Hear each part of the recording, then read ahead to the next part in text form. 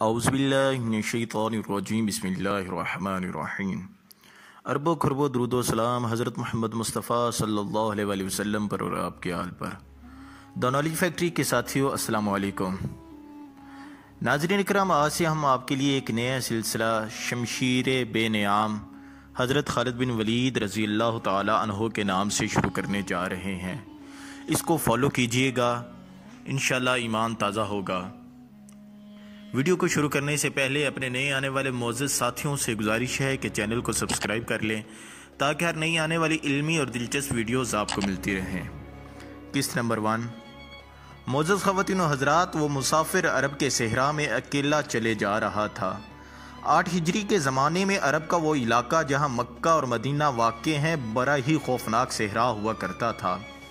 جلتا اور انسانوں کو جلساتا ہوا ایک تو صحرانی صوبتیں تھی، دوسرا خطرہ رہزانوں کا تھا۔ مسافر قافلوں کی صورت میں سفر کیا کرتے تھے، لیکن یہ مسافر اکیلا چلا جا رہا تھا۔ وہ اعلیٰ نسل کے جنگی گھوڑے پہ سوار تھا۔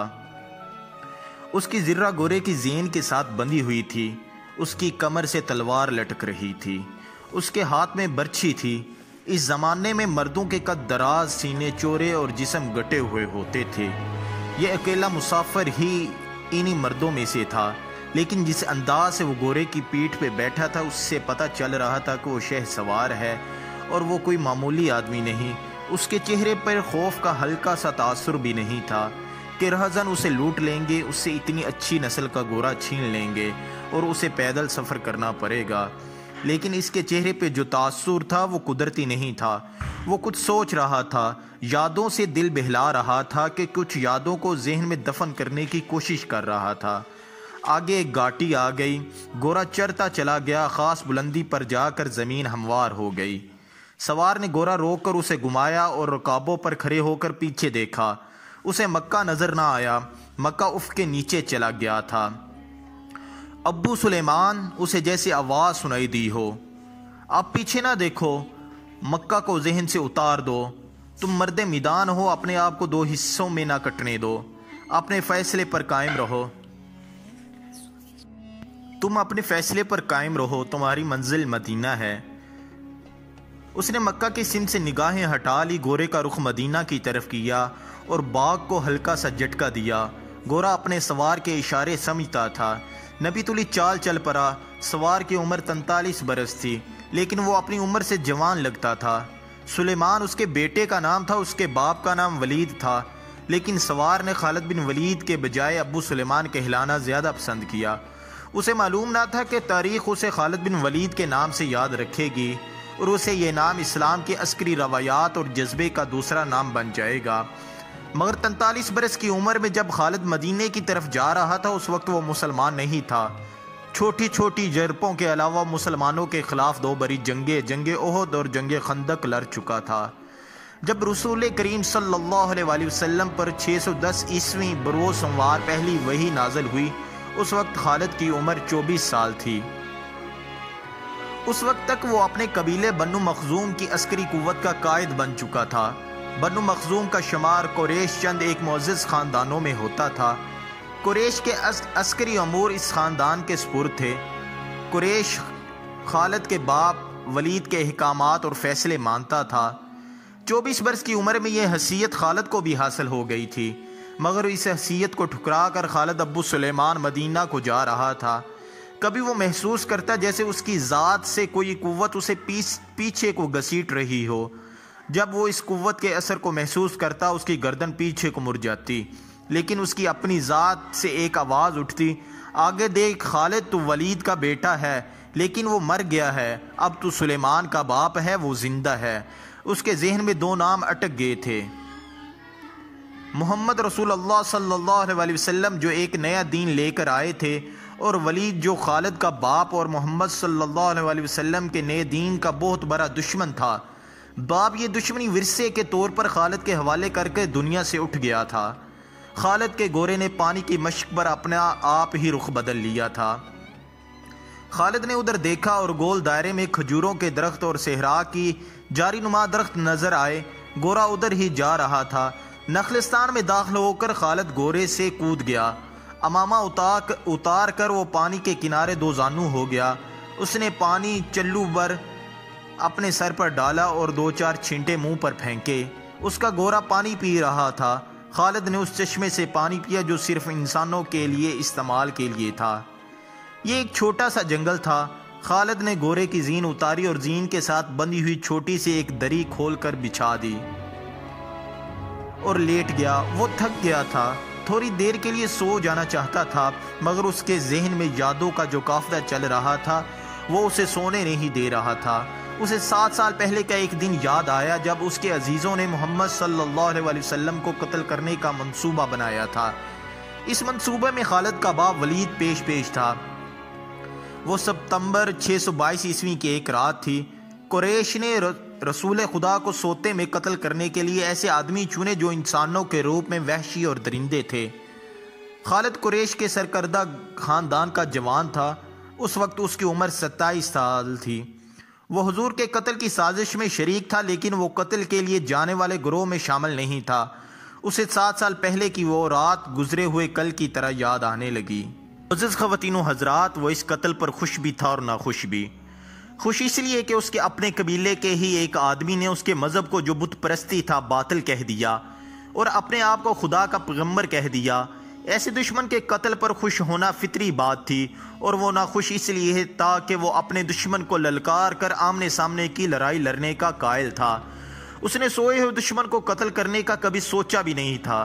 بہرحال اس نے اس سازش کی مخالفت نہیں کی، لیکن قتل کی رات جب قاتل رسول خدا کو مقررہ وقت پر قتل کرنے گئے تو آپ کا مکان خالی تھا۔ وہاں گھر کا سامان بھی نہیں تھا، نہ آپ کا گھوڑا تھا نہ اونٹنی۔ قریش اس امید پر سوئے ہوئے تھے کہ صبح انہیں خوشخبری ملے گی کہ ان کے مذہب کو جھٹلانے اور انہیں اپنے نئے مذہب کی طرف بلانے والا قتل ہو گیا ہے، مگر صبح وہ ایک دوسرے کو مایوسی کے عالم میں دیکھ رہے تھے۔ پھر وہ سرگوشیوں میں ایک دوسرے سے پوچھنے لگے، محمد کہاں گیا ہے؟ رسول خدا صلی اللہ علیہ وسلم قتل کے وقت سے بہت پہلے اپنے قتل کی سازش سے آگاہ ہو کر یثرب مدینہ کو ہجرت کر گئے۔ صبح کے وقت آپ بہت دور نکل گئے تھے۔ خالد کے ذہن سے یادیں پھوٹتی چلی آ رہی تھی۔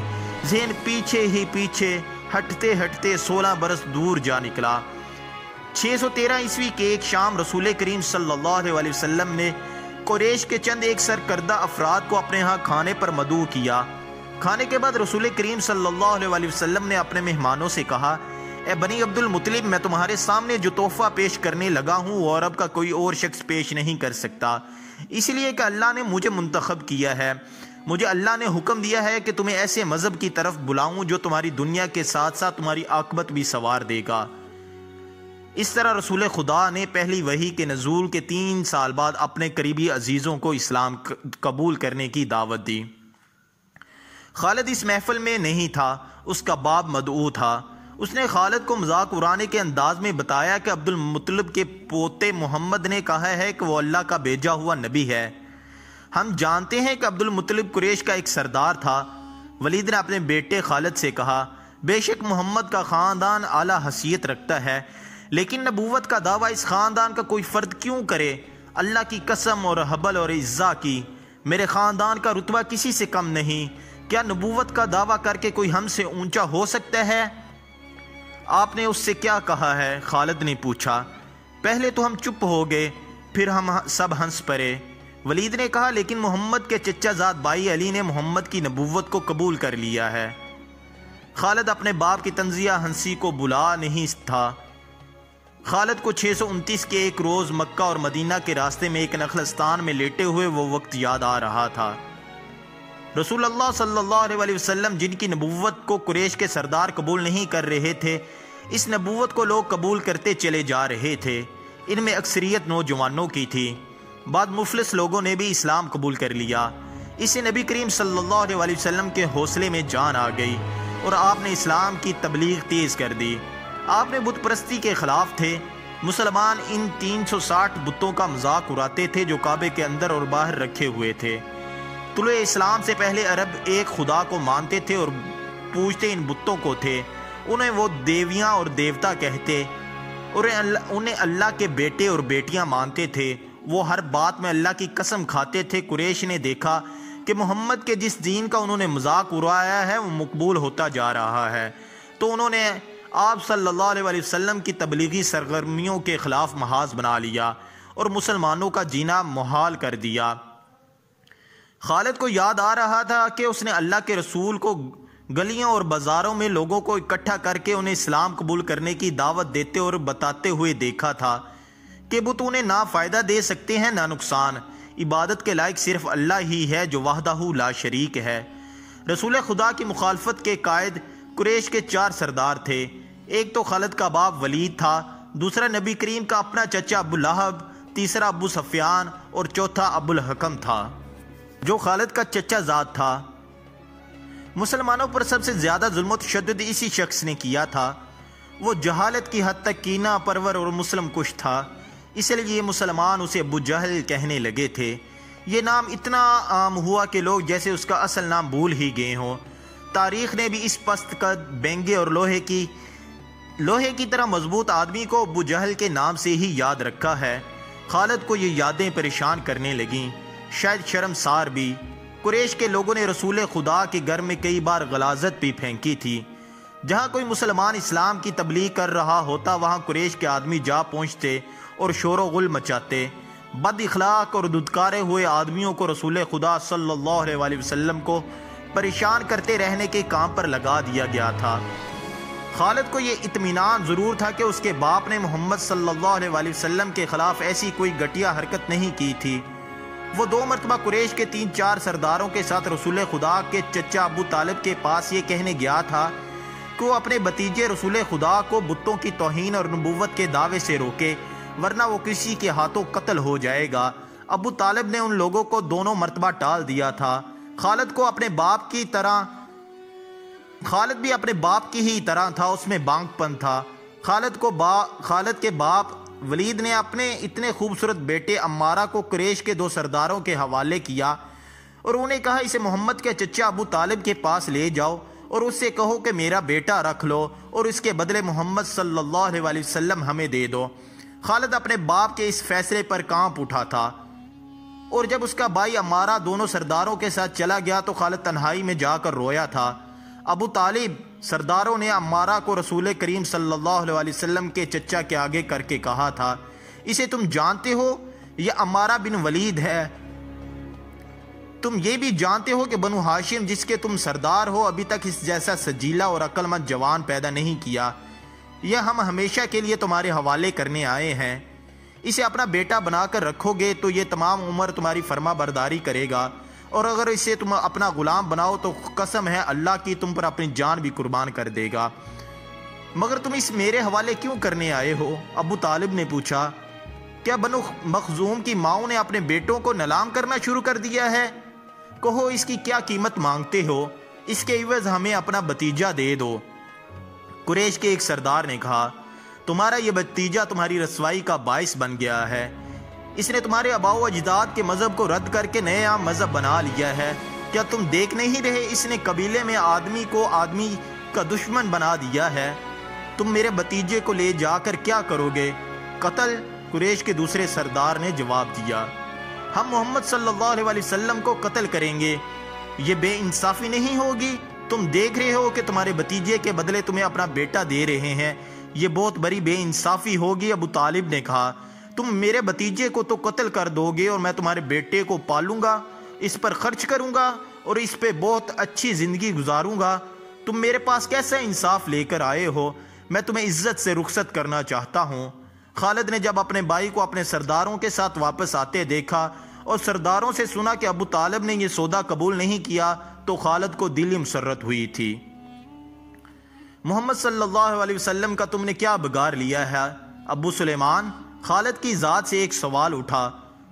اس نے خیالوں ہی خیالوں میں سر ہلایا اور دل ہی دل میں کہا، کچھ نہیں، بے شک محمد صلی اللہ علیہ وسلم کا جسم طاقتور ہے، لیکن رکانہ بن عبد بن یزید جیسے پہلوان کو اٹھا کر پٹکنے کے لیے صرف جسمانی طاقت کافی نہیں۔ رکانہ بن عبد یزید رسول کریم کا چچا تھا جس نے اسلام قبول نہیں کیا تھا۔ یہ عرب کا مانا ہوا پہلوان تھا۔ نامی گرامی پہلوان آتے جنہیں اس نے ایک ہی داؤ میں پٹک کر انہیں اٹھنے کے قابل نہیں چھوڑا تھا۔ وہ وحشی انسان تھا، صرف لڑنا مارنا جانتا تھا۔ خالد کو وہ وقت یاد آنے لگا جب مسلمانوں کو دکھ کرنے کے لیے 3-4 آدمیوں نے ایک دن رکانہ پہلوان کو خوب کھلایا پلایا اور اسے کہا تھا تمہارا بھتیجا محمد کسی کے ہاتھ نہیں آتا، نہ اپنی تبلیغ سے باز آتا ہے، نہ کسی سے ڈرتا ہے، اور لوگ اس کے باتوں کے جادو میں آتے چلے جا رہے ہیں، کیا تم اسے سیدھا نہیں کر سکتے؟ کیا تم میرے ہاتھوں اس کی ہڈیاں تڑوانا چاہتے ہو؟ رکانہ نے اپنے چہرے پر مست بینسے کا تاثر پیدا کر کے تکبر کے لہجے میں کہا تھا، لاؤ اسے میرے مقابلے پہ، لیکن وہ میرا نام سن کر مکہ سے بھاگ جائے گا۔ نہیں، میں اس کے ساتھ لڑنا نہیں چاہتا، میں اس کے ساتھ لڑنا اپنی توہین سمجھتا ہوں۔ اس نے اکسانے والے آدمیوں کی بات نہ مانی، وہ کسی پہلوان کو اپنے برابر سمجھتا ہی نہیں تھا۔ مسلمانوں کے دشمن خاموش ہو گئے، لیکن سوچتے رہے کہ رسول خدا کو رکانہ کے ہاتھوں گرا کر آپ صلی اللہ علیہ وسلم کا نعوذ باللہ تماشا بنایا جائے۔ کہ یہودی خاص طور پر رسول کریم صلی اللہ علیہ وسلم کے دشمن تھے، لیکن وہ کھل کر میدان میں نہیں آتے تھے۔ وہ خوش تھے کہ اہل قریش آپس میں ہی بٹ کر ایک دوسرے کے دشمن ہو گئے ہیں۔ انہیں پتہ چل گیا کہ قریش کے کچھ آدمیوں نے رکانہ پہلوان کو اکسایا ہے وہ رسول خدا صلی اللہ علیہ وسلم کو کشتی کے لیے للکارے، لیکن وہ نہیں مان رہا۔ ایک روز رکانہ رات کے وقت ایک گلی سے گزر رہا تھا، اس کے قریب سے ایک بڑی حسین اور جوان لڑکی گزری۔ چاندنی رات میں لڑکی نے رکانہ کو پہچان لیا اور مسکرائی۔ رکانہ وحشی تھا، وہ رک گیا اور لڑکی کا راستہ روک لیا۔ کیا تم جانتی ہو کہ عورت مرد کی طرف دیکھ کر مسکراتی ہے تو اس کا مطلب کیا ہوتا ہے؟ رکانہ پہلوان نے پوچھا، کون ہو تم؟ اس کا مطلب یہ ہوتا ہے کہ عورت اس مرد کو چاہتی ہے، اس جوان لڑکی نے جواب دے دیا، میں سبطہ بنت ارمن ہوں، اور ارمن یہودی کی بیٹی، رکانہ نے کہا، اور لڑکی کے کندھوں پر ہاتھ رکھ کر اسے اپنے قریب کر کے بولا، کیا میرا جسم تجھے اتنا اچھا لگتا ہے اور کیا میری طاقت بھی؟ تمہاری طاقت نے مجھے مایوس کر دیا ہے۔ سبط نے پیچھے ہٹتے ہوئے کہا، تم اپنے بھتیجے محمد سے ڈرتے ہو؟ کون کہتا ہے؟ رکانہ نے گرج کر پوچھا۔ سب کہتے ہیں۔ سبط نے کہا، پہلے محمد کو گراؤ، میں تمہیں اپنا جسم تمہارے انعام میں دے دوں گی۔ اللہ کے بیٹوں اور بیٹیوں کی قسم، تیری بات پوری کرتے ہی تیرے سامنے آؤں گا۔ رکانہ نے کہا، لیکن تو نے غلط سنا ہے کہ میں محمد سے ڈرتا ہوں۔ بات یہ ہے کہ میں اپنے سے کمزور کے ساتھ لڑنا اپنی توہین سمجھتا ہوں، لیکن تیری بات پوری کروں گا۔ مشہور مورخ ابن حشام نے لکھا ہے کہ رسول کریم صلی اللہ علیہ وسلم نے خود رکانہ پہلوان کو کشتی کے لیے للکارا تھا، لیکن دوسرے مورخ ابن الاسیر نے جو شہادت پیش کی ہے وہ صحیح ہے۔ رکانہ نے محمد صلی اللہ علیہ وسلم کو کشتی کے لیے للکارا اور اس نے کہا تھا، میرے بھائی کے بیٹے، تم بڑے دل اور بڑی جرت والے آدمی ہو۔ میں یہ بھی جانتا ہوں کہ تم جھوٹ بولنے سے نفرت کرتے ہو، لیکن مرد کی جرت اور صداقت کا پتہ اکھاڑے میں چلتا ہے۔ آؤ میرے مقابلے میں اکھاڑے میں اترو۔ اگر مجھے گرا لو تو میں تمہیں اللہ کا بھیجا ہوا نبی مان لوں گا اور اللہ کی قسم تمہارا مذہب قبول کر لوں گا، لیکن یہ ایک بھتیجے اور چچا کی کشتی نہیں ہوگی۔ رسول خدا صلی اللہ علیہ وسلم نے رکانہ کی للکار کے جواب میں کہا، ایک بت پرست اور سچے دین کے ایک پیغمبر کی لڑائی ہوگی، تو ہار گیا تو اپنا وعدہ نہ بھول جانا۔ مکہ میں یہ خبر صحرا کی آندھی کی طرح پھیل گئی کہ رکانہ پہلوان اور محمد صلی اللہ علیہ وسلم کی کشتی ہوگی، اور جو ہار جائے گا وہ جیتنے والے کا مذہب قبول کر لے گا۔ قریش کا بچہ مرد و زن اور یہودی ہجوم کر کے آ گئے۔ مسلمانوں کی تعداد بہت کم تھی، وہ تلواروں اور برچھیوں سے مسلح ہو کر آئے تھے، کیونکہ انہیں خطرہ محسوس ہو رہا تھا کہ قریش کشتی کے بہانہ بنا کر رسول خدا صلی اللہ علیہ وسلم کو قتل کر دیں گے۔ عرب کا سب سے زیادہ طاقت اور وحشی پہلوان رکانہ بن عبد یزید رسول کریم صلی اللہ علیہ وسلم کے مقابلے پر اترا تو اس نے رسول خدا صلی اللہ علیہ وسلم پر طنزیہ نظر ڈالی اور آپ صلی اللہ علیہ وسلم پر پھبتی کسی۔ آپ صلی اللہ علیہ وسلم مکمل خاموشی اور اطمینان سے رکانہ کی آنکھوں میں آنکھیں ڈال کر دیکھتے رہے کہ وہ بے خبری میں کوئی داؤ نہ کھیل جائے۔ رکانہ آپ صلی اللہ علیہ وسلم کے ارد گرد یوں گھوم رہا تھا جیسے شیر اپنے شکار کے ارد گرد گھوم گیا ہو اور اب اسے کھا جائے گا۔ ہجوم رسول اکرم صلی اللہ علیہ وسلم کا مذاق بنا رہا تھا۔ مسلمان خاموش تھے اور دل ہی دل میں اللہ کو یاد کر رہے تھے۔ انہوں نے اپنی تلواروں کے دستوں پر ہاتھ رکھے ہوئے تھے، پھر نہ جانے کیا ہوا۔ رسول اکرم صلی اللہ علیہ وسلم نے کیا داؤ کھیلا؟ ابن الاثیر کہتا ہے کہ آپ نے رکانہ کو اٹھا کر زمین پر پٹخ دیا۔ رکانہ زخمی شیر کی طرح اٹھا اور غرا کر آپ صلی اللہ علیہ وسلم پر حملہ آور ہوا۔ آپ نے پھر وہی داؤ کھیلا اور اسے پٹخ دیا۔ وہ اٹھا تو آپ صلی اللہ علیہ وسلم نے اسے تیسری بار پٹخا۔ باری برکم جسم 3 بار پٹخا گیا تو کشتی جاری رکھنے کے قابل نہ رہا۔ رکانہ سر جھکا کر اکھاڑے سے نکل گیا۔ ہجوم پر سناٹا طاری ہو گیا اور مسلمان ننگی تلواریں اور برچھیاں ہوا میں لہرا لہرا اور اچھال اچھال کر نعرے لگا رہے تھے۔ چچا رکانہ، رسول اللہ صلی اللہ علیہ وسلم نے للکار کر کہا، اپنا وعدہ پورا کر اور یہی اعلان کر کے آج سے تو مسلمان ہے۔ رکانہ نے قبول اسلام سے صاف انکار کر دیا۔ یہ طاقت جسمانی نہیں تھی۔ خالد نے نخلستان میں لیٹے لیٹے اپنے آپ سے کہا، رکانہ کا یوں 3 بار پٹخنا دور تو دور کی بات ہے، اسے کوئی پچھاڑ بھی نہیں سکتا۔ رسول اکرم کا تصور خالد کے ذہن میں نکھر آیا۔ آپ صلی اللہ علیہ وسلم کو اچھی طرح سے جانتا تھا، لیکن وہ اب محسوس کر رہا تھا جسے محمد صلی اللہ علیہ وسلم کوئی اور تھے جنہیں وہ بچپن سے جانتا تھا۔ اس کے بعد اس نے آپ صلی اللہ علیہ وسلم جو رخ اختیار کیا، اس میں خالد آپ صلی اللہ علیہ وسلم کو نہیں پہچانتا تھا۔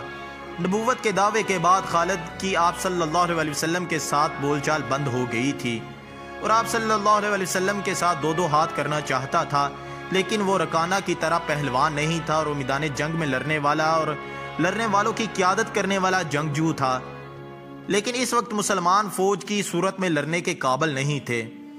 جب مسلمان فوج کی صورت میں لڑنے کے قابل ہوئے تو قریش کے ساتھ ان کا پہلا معرکہ ہوا۔ اس وقت خالد کے لیے ایسے حالات پیدا ہو گئے تھے کہ وہ اس معرکے میں شامل نہیں ہو سکا تھا۔ اس کا اسے بے حد افسوس تھا۔ یہ معرکہ بدر کا تھا جس میں 313 مجاہدین اسلام نے 1000 قریش کو شکست دی تھی۔ خالد دانت پیستا رہ گیا تھا، لیکن اس روز جب وہ اس نخلستان میں لیٹا ہوا تھا اسے خیال آیا کہ 313 1000 کو کس طرح شکست دے دی۔ اس نے شکست کھا کے آنے والوں سے پوچھا تھا کہ مسلمانوں میں وہ کون سی خوبی تھی جس نے انہیں فتح یاب کیا تھا۔ خالد اٹھ بیٹھا اور انگلی سے ریت پر بدر کے میدان کے خد و خال بنا کر قریشی اور مسلمانوں کی پوزیشنیں اور مارکے کے دوران دونوں کی چالوں کی لکیریں بنانے لگا تھا۔ باپ نے اسے فن حرب و ضرب کا ماہر بنا دیا تھا۔ بچپن میں اسے گھڑ سواری سکھائی، لڑکپن میں اسے اکھر اور منہ زور گوروں کو قابو کرنے کے لیے بنایا، قابل بنا دیا۔ نوجوانی میں وہ شہ سوار بن چکا تھا، شتر سواری میں بھی وہ ماہر تھا۔ اس کا باپ ہی اس کا استاد تھا۔ اس نے خالد کو نہ صرف سپاہی بلکہ سالار بنایا تھا۔ خالد کو جنگ و جدل اتنی اچھی لگی کہ وہ لڑنے اور لڑانے کے طریقوں پر غور کرنے لگا اور جوانی میں فوج کی قیادت کے قابل ہو گیا تھا۔ اسے بدر کی لڑائی میں شامل نہ ہو سکنے کا افسوس تھا۔ وہ انتقام کے طریقے سوچتا رہتا تھا، لیکن اب اس کی سوچوں کا دائرہ اور طرف چل پڑا تھا۔ مکہ سے روانگی سے کچھ عرصہ پہلے وہ اس سوچ میں کھو گیا تھا۔ رسول اکرم صلی اللہ علیہ وسلم نے رکانہ پہلوان کو 3 بار پٹخا تھا۔ بدر میں آپ نے محض 313 مجاہدین سے 1000 کو شکست دی تھی۔ یہ کوئی اور ہی قوت تھی، لیکن بدر کے مارکے کے بعد اس کے دل میں مسلمانوں کے خلاف انتقام کی آگ سلگ رہی تھی۔ مسلمان مارکہ بدر میں قریش کے بہت سے آدمیوں کو قیدی بنا کر لے گئے تھے۔ قریش کے سرداروں کے لیے تو یہ صدمہ تھا ہی، اس کا بہت برا اثر خالد نے قبول کیا تھا۔ اسے یاد تھا کہ جب بدر کا مارکہ لڑا جا رہا تھا اور مکہ میں کوئی خیر خبر نہیں پہنچ رہی تھی کہ مارکے کا انجام کیا ہوا ہے۔ مکہ کے لوگ بدر کی سمت دیکھ رہے تھے کہ ادھر سے کوئی سوار دورہ آئے گا اور فتح کی خبر سنائے گا۔ آخر ایک روز ایک شتر سوار نظر آیا۔ لوگ اس کی طرف دور پڑے۔ سوار عرب کے رواج کے مطابق اپنا کرتا پھاڑ دیا تھا اور وہ روتا ہوا آ رہا تھا۔ بری خبر لانے والے قاصد ایسے ہی کیا کرتے تھے، اور وہ جب لوگوں کے درمیان پہنچا تو اس نے روتے ہوئے بتایا کہ اہل قریش کو بہت بری طرح شکست ہوئی ہے۔ جس کے عزیز رشتہ دار لڑنے گئے تھے وہ ایک دوسرے سے آگے بڑھ کر اس کے متعلق پوچھتے تھے کہ وہ زندہ ہے، زخمی ہے یا مارے گئے ہیں۔ شکست خوردہ قریش پیچھے آ رہے تھے۔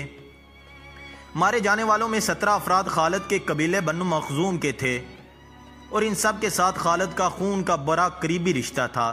ابو جہل بھی مارا گیا تھا، خالد کا بھائی جس کا نام ولید تھا جنگی قیدی بن گیا تھا، ابو سفیان جو کہ قریش کے سرداروں کا سردار تھا، اس کی بیوی ہندہ بھی موجود تھی۔ کچھ میرے باپ اور میرے چچا کے متعلق بتا اے قاصد، ہندہ نے پوچھا۔ تمہارا باپ اتبا علی اور حمزہ کے ہاتھوں مارا گیا ہے، قاصد نے کہا، اور تمہارے چچا شیبہ کو اکیلے حمزہ نے قتل کیا اور تمہارا بیٹا حنظلہ علی کے ہاتھوں مارا گیا۔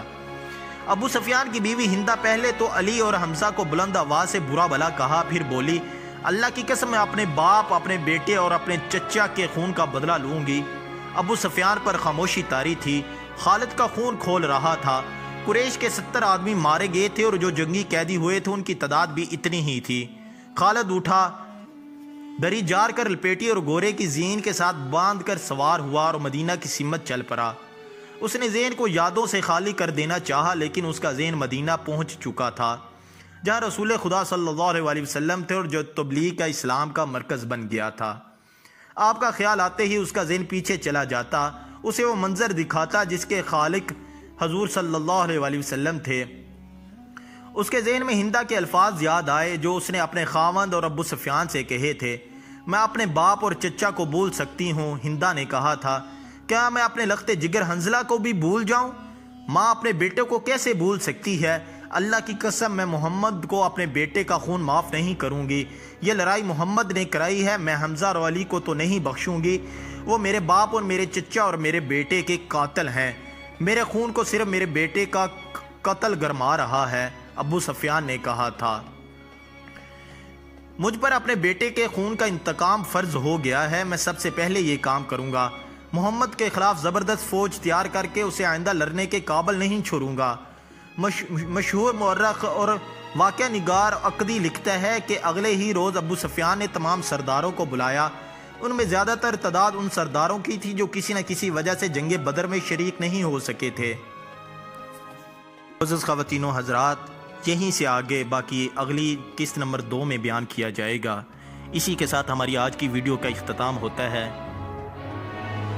یہ ویڈیو مرحلہ وار قسطوں پر مشتمل ہے، نمبر 1 سے شروع کر کے اس کو ضرور فالو کیجئے گا۔ امید ہے آپ کو ویڈیو پسند آئی ہوگی۔ ویڈیو پسند آنے کی صورت میں لائک اور شیئر ضرور کیجئے۔ اپنا اور اپنے پیاروں کا ڈھیر و خیال رکھیں۔ جلد ہی نئی علمی اور دلچسپ ویڈیو کے ساتھ دوبارہ حاضر ہوں گے۔ تب تک اللہ حافظ۔ اللہ ہم سب کا حامی و ناصر ہو۔